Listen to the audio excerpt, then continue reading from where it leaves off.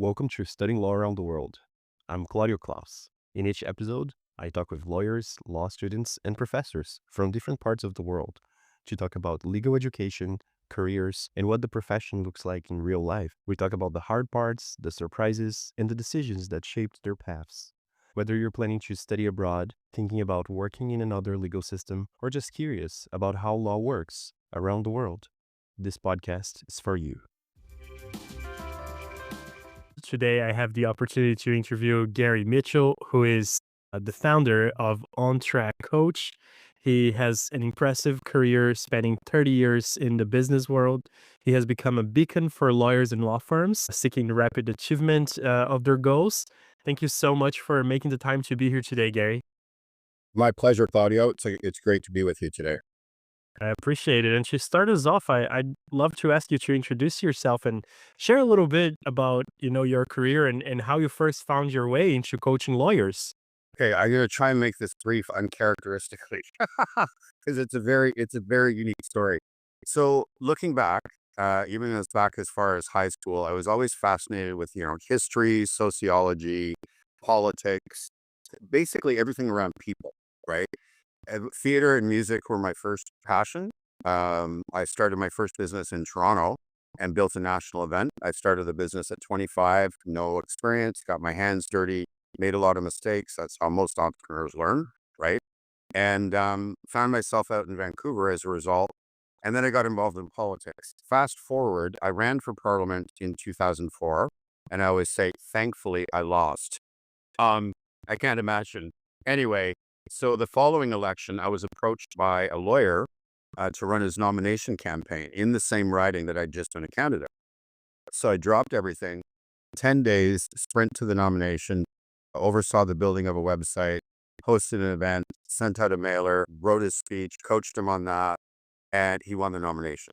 And he was determined to have me as his campaign manager. And I was like, no way. I didn't want to go anywhere near that. Anyway, I ended up being his campaign manager. So coached him, and it was an extended campaign that went over 25, 26. Paul Martin was the prime minister. It was a minority, so we weren't sure, when things were going to go. So it was a very challenging experience, but it was also the most fulfilling experience I'd had up to that time in my career. I had always been the guy. Okay. So now I had the opportunity to be the guy or the person behind the person. And it was phenomenal, Claudio, to see the transformation of another person as a result of some of the advice and guidance I was giving him. And it was like he was like a sponge. He went from zero, and I mean zero, and he'd be first to admit it, blank slate, no experience whatsoever, to beating two veteran politicians on a live television debate just days before the election. Like, it was amazing. Now, during this process, his best friend, a former lawyer, said, Gary, I've seen what you've been doing with the candidate. I won't mention his name. And it's remarkable. Like, you've got a knack to work with highly intellectual people and help them understand and break down the simple, practical steps of business and marketing, people skills. And he said the legal industry needs this. They need marketing support, business development support, all the same skills, soft skills that a politician may use, right? Speaking, networking, building relationships. So after I picked my job off the floor, I'm thinking, what? Like, the legal industry has been around forever. They don't know they haven't figured this out yet. So I've been involved in politics, as I said, for many years. So I knew a lot of lawyers. So that was my first step, as I reached out to them and I asked them for their feedback. And some of them gave me honest feedback and some of them didn't, holding their cards close to the chest. But they made many introductions to legal marketers in Vancouver. I went out and I did research in person. I also went online. And at that point, back in 2006, I literally was one of the first business coaches in the legal industry. Definitely the first in Canada and one of the early ones, early pioneers in North America. It was really brand spanking new. Even today, some people don't even know it exists, right? And there's tons of competitors, which I find is a great thing, because back then I was the only person shouting from the mountaintop. And now there's like, a whole stream of it. It's an industry, business coaching in the legal industry. Firms have a roster of coaches. I mean, it's come a long way in 20 years. So that's how I fell into this. I really fell into it. And it was very serendipitous. I just have to say one thing. My fourth book is coming out. and it's a publisher in Toronto, and the co-publisher literally is the brother, also a lawyer, of the lawyer, the best friend of the candidate that gave me the idea to coach lawyers in the first. Like, talk about the serendipity, right? Full circle. I can hardly wait. The book's coming out in June, and when I found that out, I just was like, "Whoa, that is like you can't write that," you know? Oh, that's amazing. That's amazing. Definitely can't plan for something like that to happen, and especially with the 20 years of a history on that. But that's such an incredible story. I'm curious here. You just mentioned, that you got this suggestion, you noticed that the Lego industry had all those gaps, those needs. So I'm curious to say, to hear what you say. Actually, I read on your website that you say that lawyers are great thinkers, but those same traits can also hold them back. I devote a whole chapter to this because it's really the lawyer mind is one of analytical, critical, risk averse. I mean, this is why we hire lawyers, right? They're going to find the problem or prevent the problem or do what they can to alleviate the problem or make it go away. They're problem solvers. But in that, they're always looking on the negative side of things. They're looking for what's wrong with things, right? The business mind, an entrepreneurial mind is always looking for opportunities, always looking for where can this go? It's completely competing. What makes a great lawyer holds them back as a business person and vice versa. And I've heard this from them as well. Like, I'm not the only one to say this. So basically, and it's basically left brain functions, right? Analytical, critical, all of that. And what I teach them is I teach them how to exercise more of the right brain functions, like the creative, the innovative. Now, with that comes a lot of challenges. In their world, lawyers like to have control. They don't like surprises. They're perfectionists.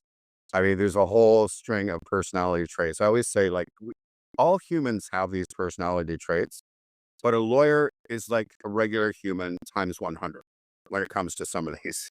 And again, it's not a criticism. It's an observation of working with them for 20 years. And it's purely what we want when we hire them, right? We hire them for that kind of critical, analytical thinking. So that's the challenge, is helping them understand that it's a different way of thinking, right? It's a different way of thinking in business. And there's no one in business that can honestly say they haven't made a ton of mistakes. Whereas you won't find many lawyers that will admit they made a ton of mistakes, right? Usually they don't make many because they can't. But in business, you can't move forward unless you make mistakes. This is I mean, I know I've made a ton of them, and that's how I've learned, right? That's how entrepreneurs, I'm not afraid of making a mistake. There's another a challenge. Lawyers are like scared beyond belief of making a mistake. And so this holds them back again in the business side because they're going to make mistakes, right? People make mistakes. And so it's an interesting challenge. I enjoy it because usually by the time a client comes to me, they know they need help. They've passed that Rubicon, so to speak, right? They know they need help. Now they're trying to figure out where or who, how. How are they going to get the help? But they have to actually pass over that bridge of they need help to get to the next level, whatever that is in their career, right? Like recently, last year, I made the decision early in the year after 19 and a half years. I'm strictly working with law firm owners now. Like, I may work with some of their staff, but my lead client is the law firm owner looking to grow their small law firm. So it's the entrepreneur, and I truly love it. I saw something along the lines of part of your work is helping lawyers to build a firm around their life and the other way around. I'd love to hear a little more about what does that look like in practice, for a busy firm owner. Okay. Well, first of all, the title of the book, it's called The And Approach: Growing a Successful Law Firm and Gaining More Freedom, because that's where it all starts, with the and mindset. So instead of I'm going to do this or that, I'll show them, you know what's possible? You can have a successful business and a life. You don't have to be chained to the desk or chained to the office, working 8 hours a week. I've had a few clients actually out of Toronto. You're in Toronto right now as we record this, who spend the winters in Costa Rica. They figured a way out how to do it. We're recording this. I'm in Mexico. I spend my winters in Mexico working from here. Now, litigators obviously have a little bit more of a challenge with the freedom side because they have to be physically in court, but they're not in court every week. They're not in court every month, right? So they can move around. They can flexible. The challenge though is, here's the challenge. In order to gain the freedom, they have to let go of some of the control. And that's where they need the help. Lawyers love to have control because they're perfectionists, right? And so I move them a little bit along. I never push my clients out of their comfort zone.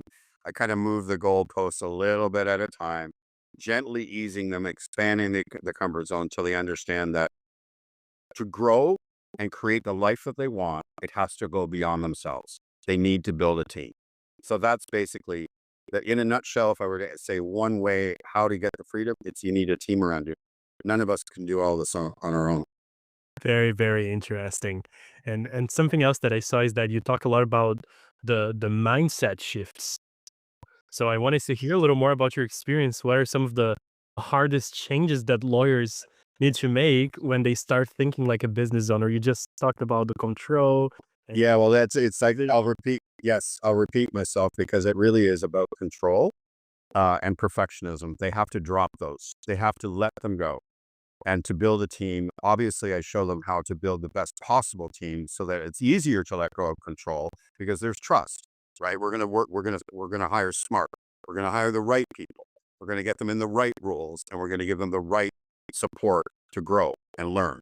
So it's not just and oh yeah, we're gonna have a team and it's all gonna be hunky dory. No, there's a lot of work behind this. But when it's done right, that's when the freedom occurs. But they have to like it's again, it's that it's a high wire act, Claudio. It's not I don't move them from lawyer mind to entrepreneur mind overnight. It takes time. And depending on where they are in their journey, right? How many years they've been in. I mean, I love to have somebody who's been in at least 5 years and gotten to some level of success already, because then they've had some failures as well. They've had some stumbling blocks.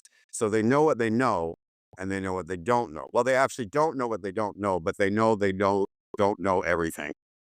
So that's when they look for help. But you know what I've always maintained, and it's proven every single day, attitude is everything. Attitude is everything, and that's one of my strategies when I'm helping them hire is before the CV, before the law school mark, before the firms they worked at, if they're experienced, how do we measure their attitude? Are they a go-getter? Are they going to figure it out, or are they going to be like stuck in the solution, or sorry, stuck in the problem, being part of the problem rather than the solution, right?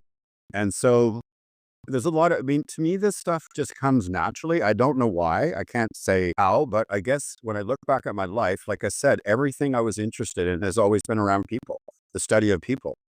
And so I guess I'm a pretty good judge of people in the professional realm.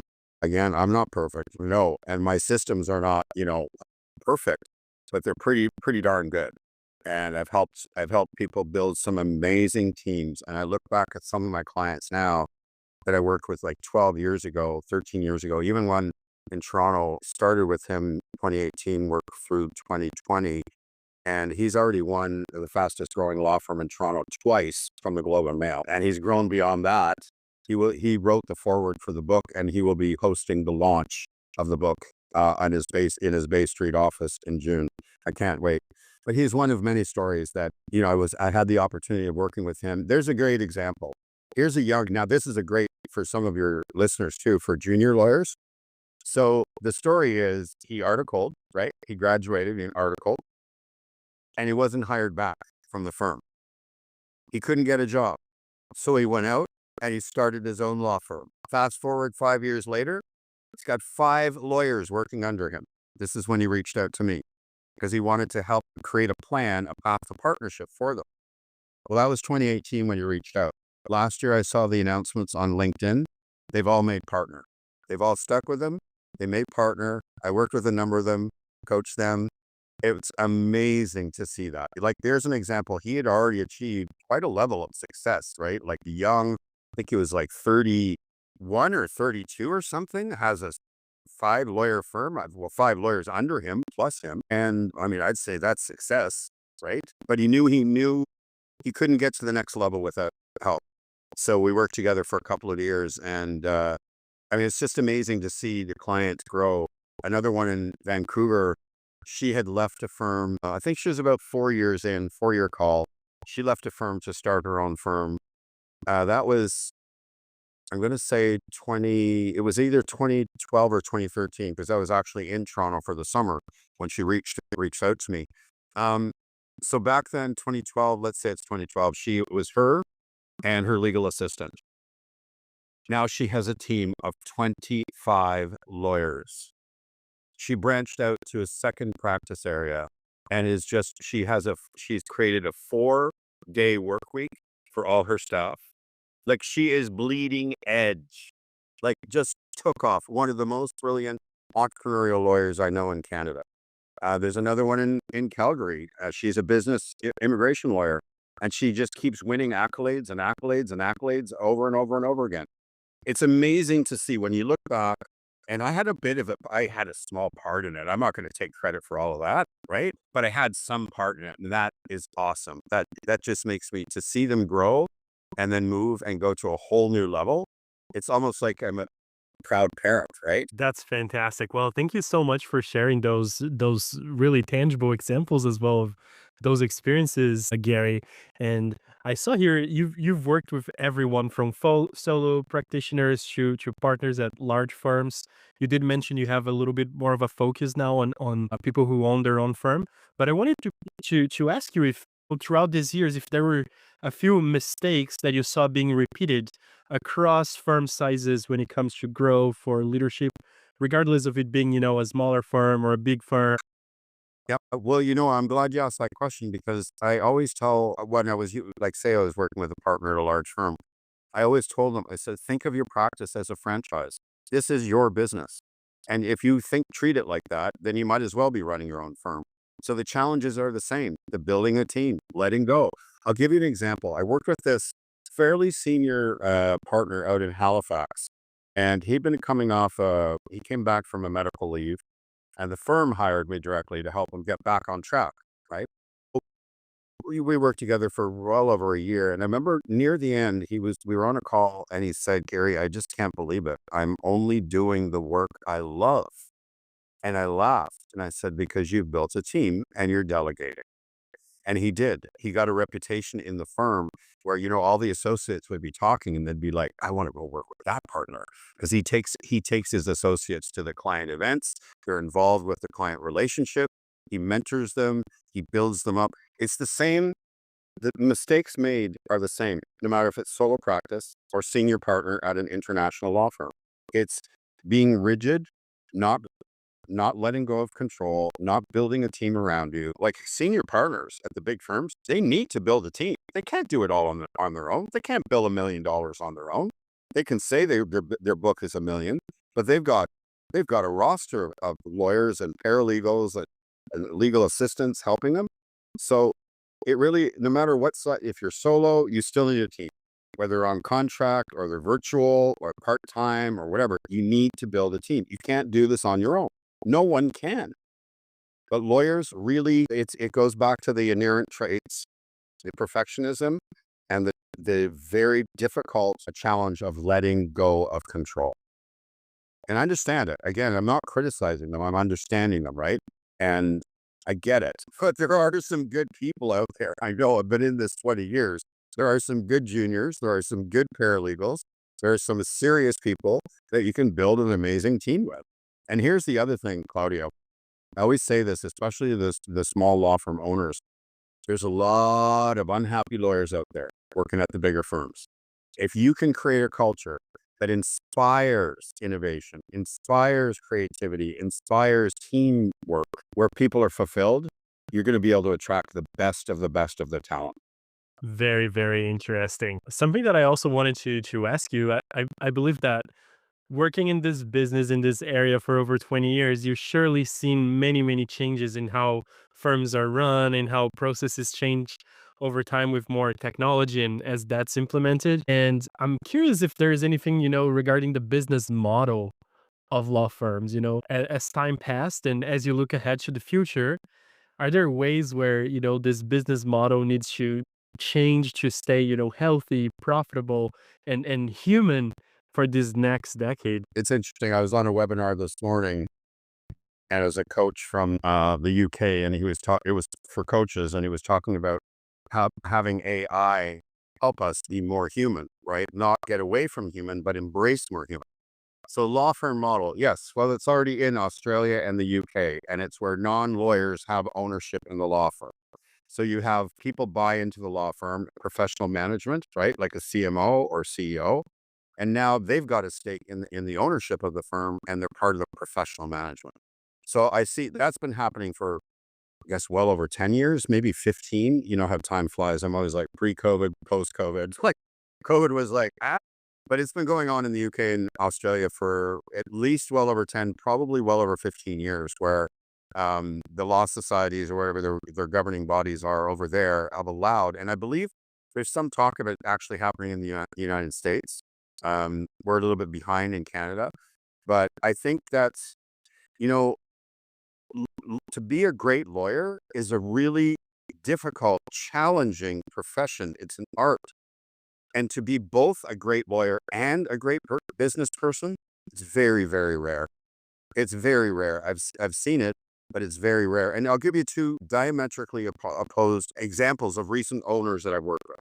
So one guy in Toronto, very entrepreneurial. Okay. He could leave the lawyering to everyone else, and he could be very, very happy doing the business side and growing the firm for the rest of his career. The opposite of that is the client in Vancouver who loves to play lawyer, loves to be the advocate in the courtroom for his clients. He has no interest in marketing, absolutely zero interest in HR. I know because I took that over for him. And so you got two different models. What's the approach? We still need to build a team around them, but the team will be different based on their strengths. So I always say and this can be for, even though I'm focused on law firm owners, this advice goes for any lawyer, solo practice, partner, or working towards partnership with a big firm, is you start with your strengths and then you build around that with complementary services. So instead of trying to pick up your socks, and if you're terrible at marketing and you hate marketing, get some help. Don't try and figure it out. You can't do it all on your own. Or if there's a certain part of marketing that you're good at, focus on that. Get help with the other stuff, right? Don't be pushing the boulder up the hill. Build a team. Build a team around your strength and what you want. And that's how you're going to get freedom, right? I can't use the same model for those approaches for those two very, very different lawyers with very different goals. They're completely opposite. One is truly entrepreneurial. The other one, yeah, sure, he wants to build a law firm because he can see the opportunities, but he doesn't want to build it himself. That's fine. I'm not there to judge. I'm like, okay, this is unique. This will be fun. So in his case, we build partnership or professional management or a combination of both to run the law firm. He still signs the check. He's still the authority, right? But he's not running the day-to-day. With the other guy in Toronto, he's running it. He's building the team around him. And he's hiring lawyers and delegating and doing very little legal. He'll always have his hand in the legal work a little bit, obviously, right? But he's not doing the brunt of it day to day. So there's two examples of where it's completely opposite. The approach is the same. That's building a team. How we do it and how we build the team is different based on the individual lawyer. And again, that formula, Claudio, for any lawyer, whether you're solo practice or you're building your little team at a firm, the same model, it's basically for all of them. I'm curious now, as kind of to wrap up today's episode. A lot of my audience right now is early career professionals starting up their careers as lawyers in Canada. And I'm curious to know, for those who are just starting out, is there some kind of piece of advice that you wish you would tell people earlier on in their careers, or maybe that they've heard early on and would help in the longer game? I probably have about a million things. But if I were to sum it up to one thing, I would, well, it's a two part piece of advice. First of all, be true to yourself. Okay. So if you, if you're a brainiac who like really loves to get into the nitty gritty of the law and, you just like that's, go for it. Go for it. If you have no desire on the business side of it, be the best you can be at whatever you enjoy the most. So be true to yourself first, That's my first bit of advice. Otherwise, you're going to have a miserable career. I can guarantee it. I've seen it. The carnage is unbelievable. But that's only if you don't stay true to yourself. The second is never settle for less than what you want. Okay. There's a lot of firms out there. There's a lot of different cultures, and there's absolutely no reason why you can't have a fulfilling and enjoyable career in law. But you have to take the lead. Okay. You cannot, what I see all the time, and you can see, you can look up the statistics, Claudio, in the industry where around the 4 or 5 to 7 year mark, that's where the lawyers leave the profession altogether. It's their head's been down. They haven't had a time to breathe. And all of a sudden they're looking up from their desk one day, WTF, what am I doing here? Right. And they're burnt out. They're unhappy. I could go on and on. I won't. You can imagine what comes after burnt out and unhappy, not good stuff. And many of them leave the profession altogether. And so I've examined why, right? It's not just the firm they're at. You can't blame it on all on the firm. So really be true to yourself, whatever that is. It's like I'm a coach. I'm not here to tell you what you should do in your career. I'm here to help you get to wherever you want to once you decide. But if you want to be a rock star lawyer and grow your own firm, go for it, man. There's so much opportunity to do things differently. You know, this younger generation already, the next couple of generations already, millennials and Gen Z, they're doing things differently. You know, that example that I used of the young lawyer who wasn't hired back after articling, he's a millennial. And then he was hiring millennials. So, like, don't, just because it's been done a certain way for all these years does not mean it's the best way to do it. And it's the way you should do it. Find your own path, right? You put the time in, you put your blood, sweat, and tears on a lot of money to get to this point in your career. You deserve to go that extra mile. And that extra mile is being true to yourself and not settling for less. Really appreciate those thoughts. Really appreciate you all for taking the time to tuning into today's episode. Thanks again, Gary. Thank you, Claudio.